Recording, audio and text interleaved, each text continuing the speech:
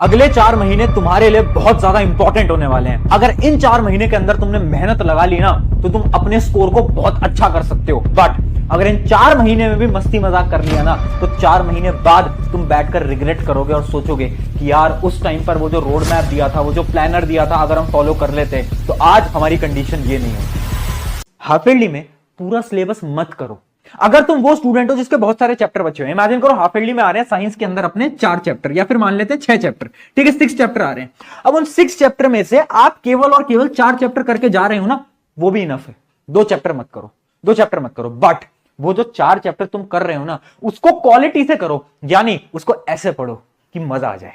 ऐसे पढ़ो कि अगर आपका बोर्ड एग्जाम भी हो ना तो इन 4 चैप्टर में से आपका 1 नंबर नहीं कटना चाहिए। ऐसे पढ़ना है ना। हमें ये नहीं करना सब कुछ कर लेना, ये भी कर लेंगे वो भी कर लेंगे, नहीं, क्वालिटी लाओ।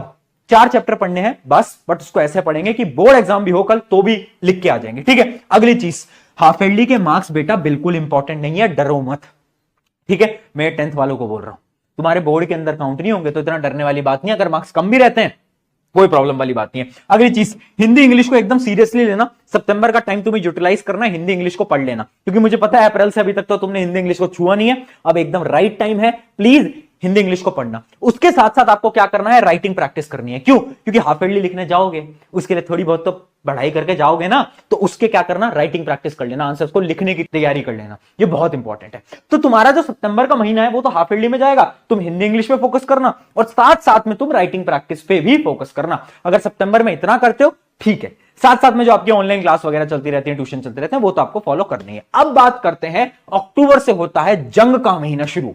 ये है क्या, ये एक ऐसा महीना है जो कि आपके लिए क्या करेगा, आपकी पूरी की पूरी प्रिपरेशन को बदलेगा।